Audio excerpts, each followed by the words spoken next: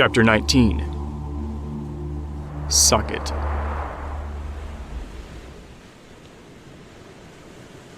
The first rays of golden sunlight painted over the dark blue sky with rich pinks and oranges. Every tiny seashell and small stone scattered along the beach sprouted long, thin shadows across the glistening white sand of the bay, before it began to come to life in its astonishing purity that revealed the explosion of color in the coral beneath its lightly rippling waves. But as the rest of the world was waking up, the village of Gakoro had yet to rest. With the addition of the Pomatoran, the village's population had nearly doubled, allowing for faster progress in their defenses. After 2 layers of bamboo stakes had been installed to fully surround the village, the focus was shifted to organizing patrols along Naho Bay, as well as constructing barricades and traps along the beach. Jalla was grateful to now have Captain Hewkii present to assist in the preparations. Pokoro was regarded as having the second strongest military force on Motunui, and the two had worked well together in numerous operations, which developed a strong mutual respect. Despite the significant speed boost in the fortification preparations, the very sudden increase in the village's workforce had also brought its share of hurdles. Many of the tasks the captain had listed were now stalled by having too many hands at work, and only started to cause them to get in each other's way. Jalla hoped to amend this issue by adding a 3rd shift and reducing the expected hours worked, so that each Matoran would still have the chance to contribute without overcrowding the work sites. Takua had departed Gakoro the previous evening to check in with the Onumatoran and the status of Liwahi, once he decided he would likely be of greater use with their efforts. Jalla slowly paced along the edges of the platforms that made up Gakoro. He carefully examined every inch of their village, accounting for every single weak spot that could be exploited by the Bohrok. He had since lost count of how many he had found, but was slightly alleviated at the impressive progress the Gamatoran were making in tightening their security. Captain? Macku announced as she approached him, followed closely by Hewkii. We've finished barricading the main entrance gate. We've got 4 layers of brick sealing it off. Hewkii added. If they want inside, they're gonna have to work for it. Good, Jalla replied. How far out does it stretch? 15 feet on both sides, answered Macku. Do we have any bricks left? Not many, but I can send a team of my villagers to get more from the quarry back home. Although that could take a few days. Don't send them. We don't have the time to spare that many hands away from here. Instead, we can hide the remaining bricks in the trees along the old Fusa path and connect them to tripwires. We can use the flax fibers as the tripwires. It should be strong enough to secure the bricks in place. We have a few flax makers here that can supply it. I noticed you met one yesterday. I did. Holly. I saw a lot of potential in her. She was quite excited to meet you. She hasn't stopped talking about it since. She hasn't? Macku exchanged a glance with Hewkii before responding to Jalla. I'll go speak to her and Amaya about the plan. I'm sure they'll be able to help. Macku started off to deliver the message. Hewkii closely watched her departure until she was out of earshot before he turned to Jalla. That wall isn't going to hold. I know.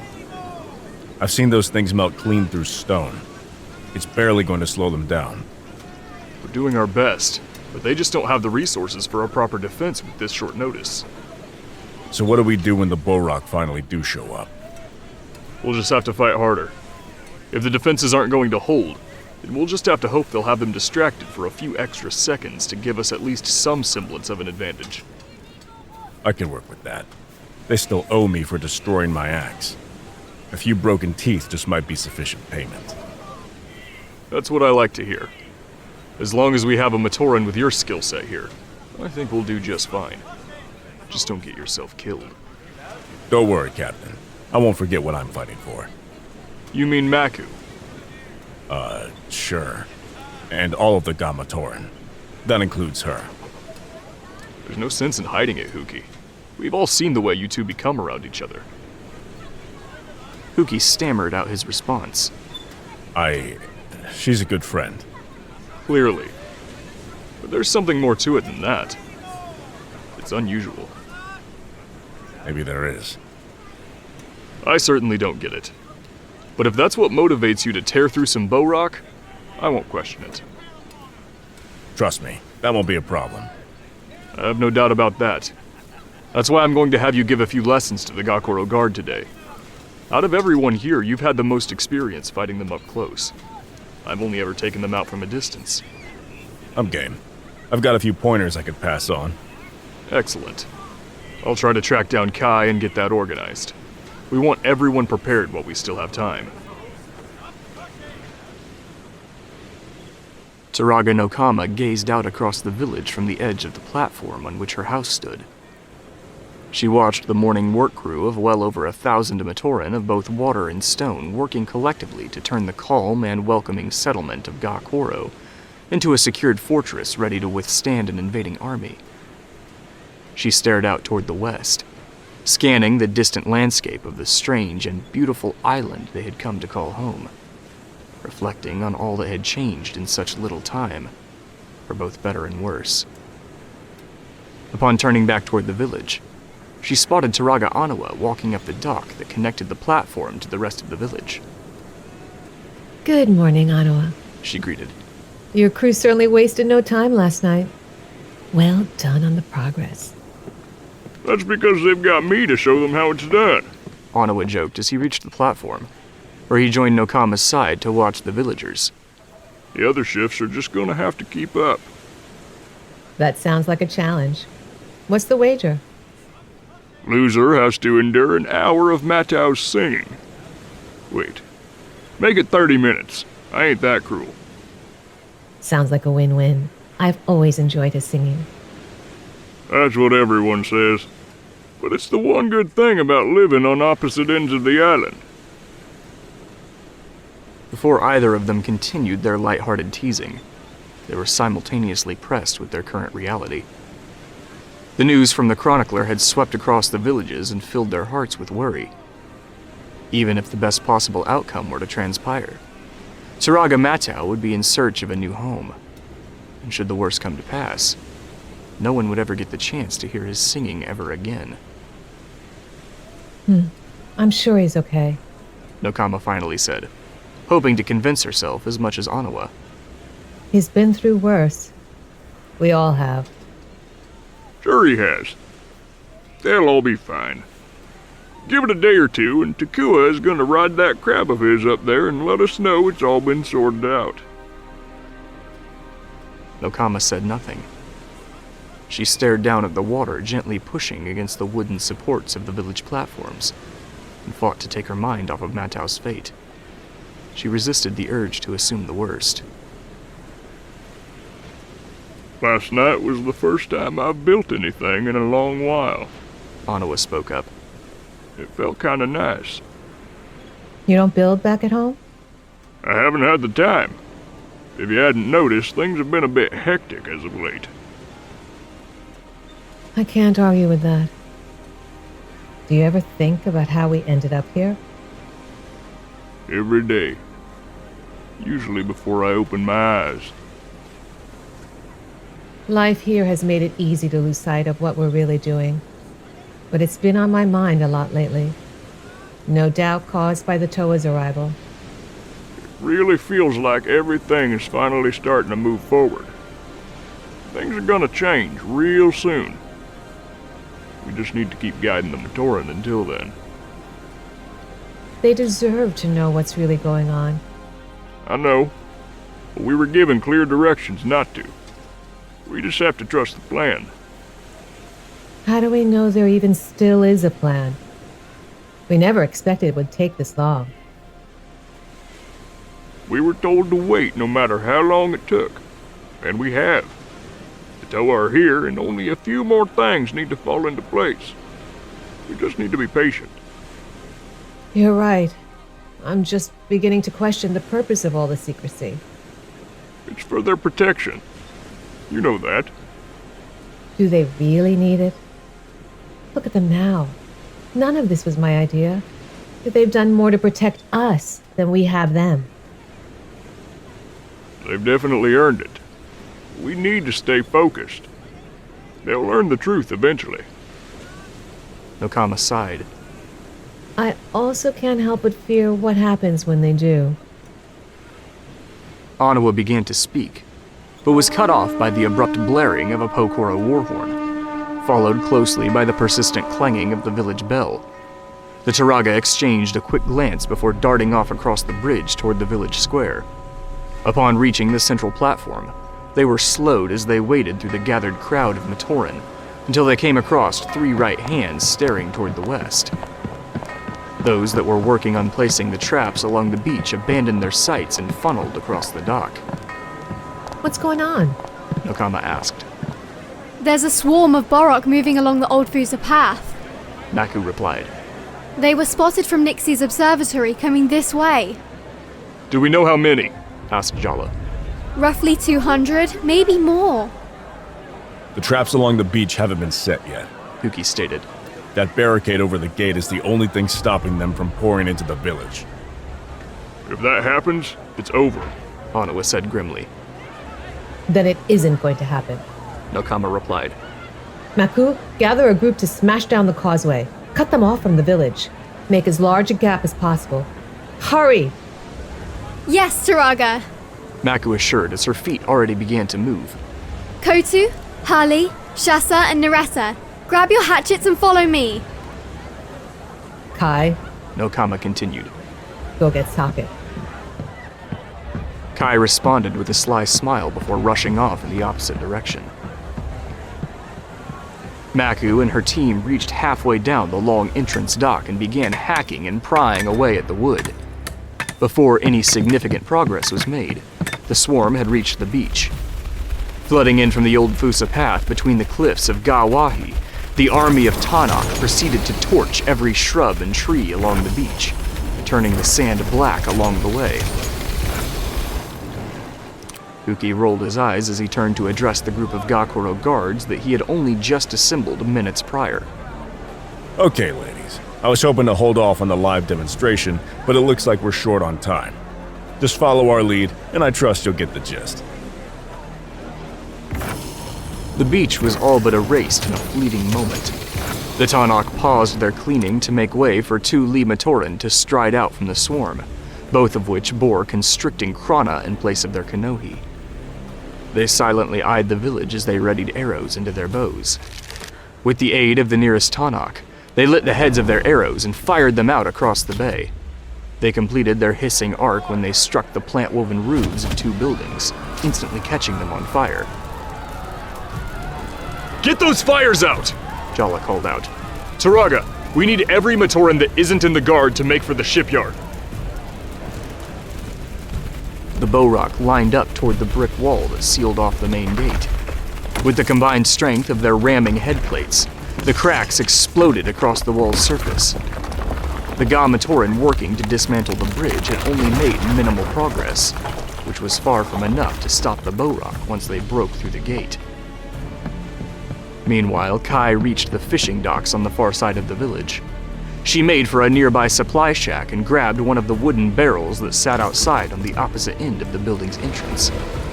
Once she had dragged it over to the edge of the platform, she held her breath before using her hook hand to crack open the lid. Inside was a putrid mess of discarded organic offal left over from a plethora of fish species filled to the brim.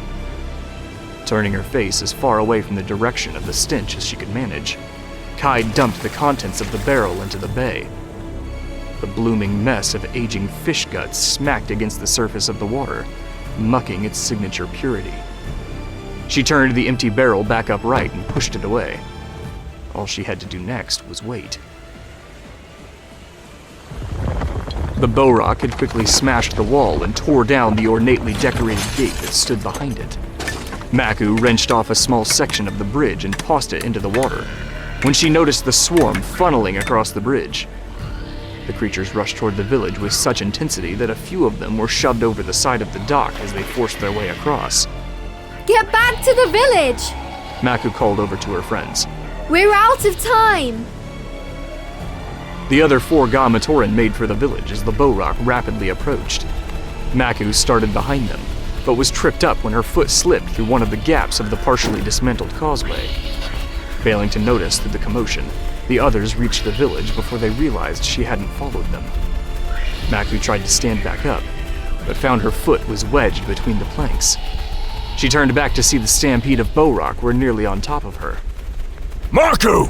Hewkii called out, shoving past the crowd and sprinting across the bridge toward the oncoming swarm. He reached her before the Bohrok and slid to his knees, stopping just beside her and began helping her free her foot. Even with his help, she was unable to slide it free. Just as the swarm reached them, Hewkii tore off the plank that had her trapped and smashed it across the face of the first Bohrok in the charge, causing it to topple into the water. Go! Hewkii shouted before he shoved a second Tanakh over the side. Macku scrambled to her feet, and they both rushed back toward the village.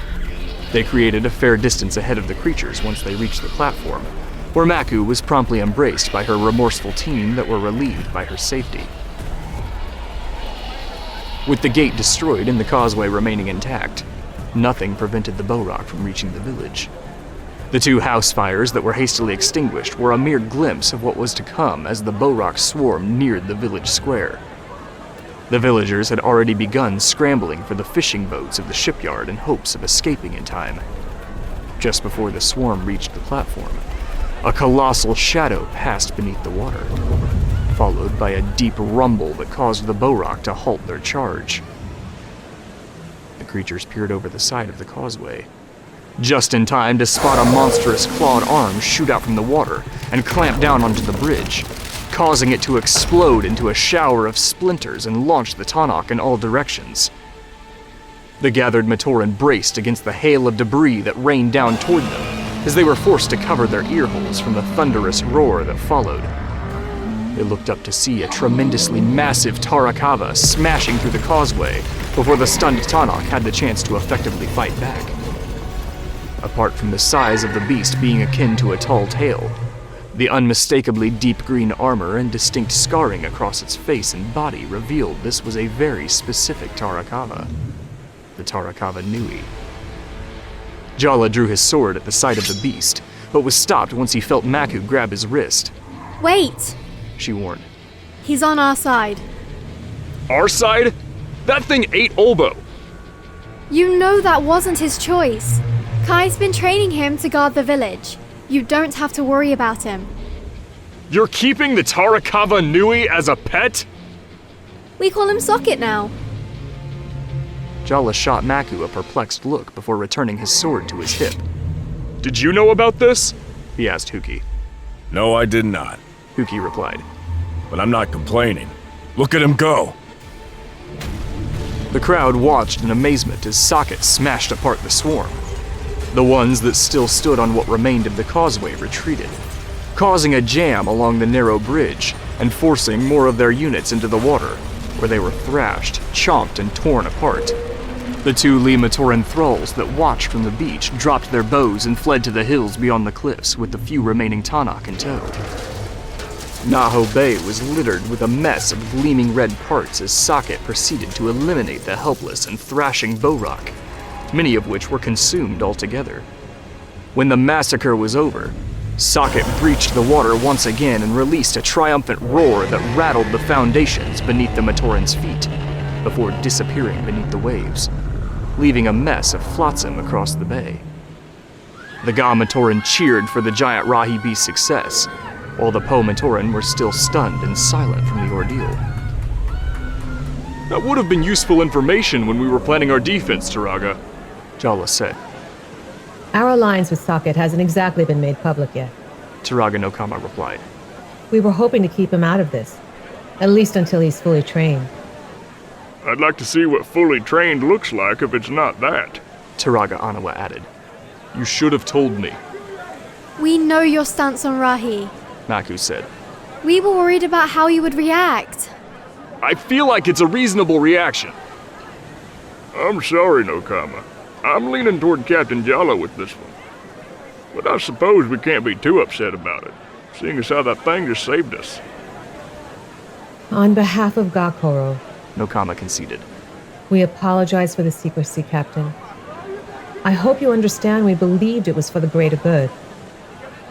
Just as the words escaped her, Nokama glanced over toward Onewa, finding he was already staring back at her with a slight grimace behind his mask.